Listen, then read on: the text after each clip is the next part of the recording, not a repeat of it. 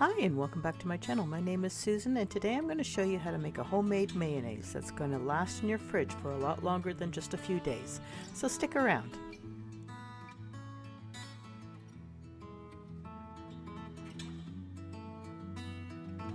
So here I have my cup and I'm going to add 2 room temperature eggs to it.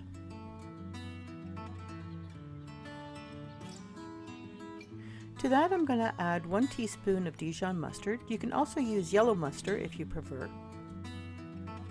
I'm adding half a teaspoon of salt, 2 teaspoons of fresh lemon juice,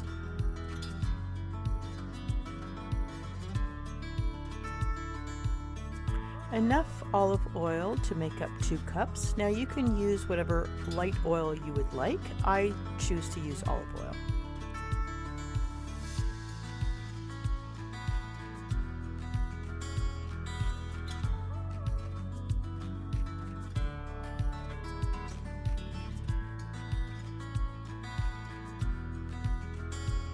Now you're going to add the secret ingredient, and that is kombucha.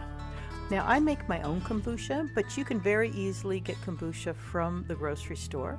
Just make sure it's unflavored kombucha so that when you make your mayonnaise, you don't have that taste of whatever flavor of kombucha you have.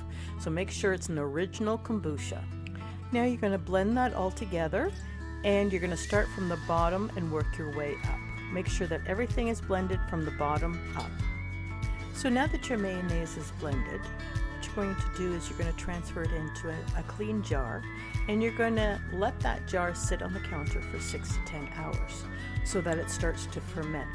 That's what the kombucha is for. It's going to ferment your mayonnaise so it actually has a longer shelf life in your fridge.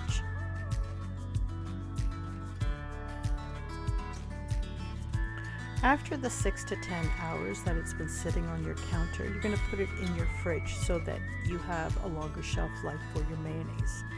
If the mayonnaise starts to smell a little funny, toss it out.